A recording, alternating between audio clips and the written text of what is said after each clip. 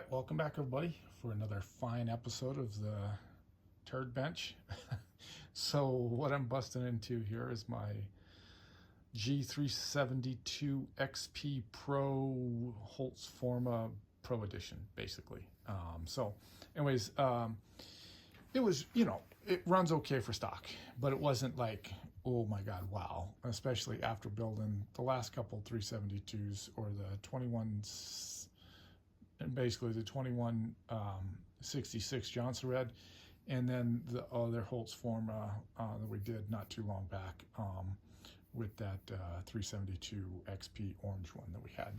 Anyways, so as it is, yes, they come with this carburetor, the Walbro carburetor, and I think they're pretty legit because they tune up way better than the Hilux. The Hilux are garbage, so I really don't have any more tunability on the one that I have.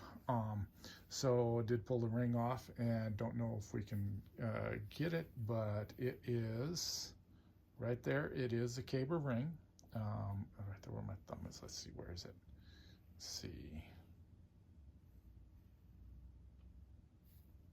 Let's see right there, if you can see that caber F right there. So it does come with caber rings. Don't know what the piston looks well, clean, wiped it off a little bit, but that's any of the markings that we have on it. Single ring design, intake scratch mark, and the scratch mark down here for the exhaust. There's a little bit of discoloration here, so I don't know what was going on, but it had plenty of oil. I have wiped it off, so not sure what it is. At least it doesn't look as bad as that other 2166 piston that I pulled out. Anyways, it's supposed to have an Italian Tech cylinder in here, and let me tell you, it's like, yeah, I'm pretty sure not, because there's that lovely marking on here, and just like the marking that was on the orange one, the standard edition. So there you have it. The timing numbers are much better, so I'm going to basically just do exhaust widening and a little bit lowering on the exhaust floor, because it sticks above the piston, so I can open that, get a little bit bigger exhaust in there. So that's where it's at. Chamfering's not too bad. There's a little bit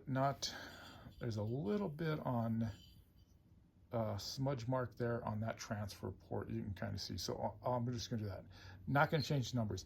So the numbers timed out before gasket removal, and basically I'm gonna just do a gasket removal. It had about 40,000 squish. The exhaust timed at 99, 98-ish, somewhere in there, depending on how you looked at it. And so the transfers turned out to be 120, what was it? I think it was 123 is what it was, ish. And then 72, 73 on the intake.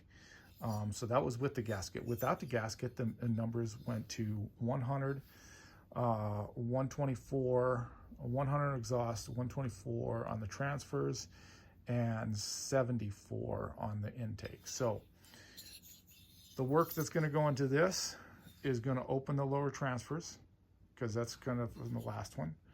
I'm going to basically shape it out, because you can kind of see how this side is misshaped and it has an edge when I put the boot on. So it's going to get a little bit wider on here to match the boot. And then take the bottom edge, even though it looks rough, it wasn't actually somewhat chamfered, but I'm going to smooth that bottom out a little bit, maybe widen it just a shade, but not much. And then of course, take this down, open up the lower transfers a little bit more, and then the piston I'm going to take off and do the lightning, because I can get about 4 to 5 grams of weight savings off of here. And so the other reason I was thinking of this is that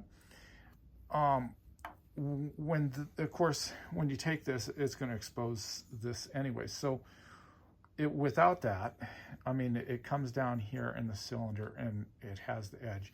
So if I looked at it a different way, just realized that I am reducing friction also by removing this on the side, like I've done on that last two pistons.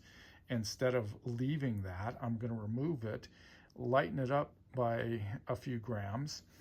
Of course, that's a plus, but also reduce friction off of the cylinder wall where it's sliding up and down. And so that, in its case, you can see kind of the marks where it slides up and down, should increase the RPMs, and less drag increases power. So hopefully that kind of makes sense on what I'm going to do and why I'm kind of on this kick of opening this bottom up and taking this bottom off without drilling holes in the side here to lighten up, because I've done that before as well. And then I'm going to take a little bit off the bottom here to get my numbers for, I'm going to shoot for the intake at between 78 and 80. They seem to really like it right in that range as far as intake.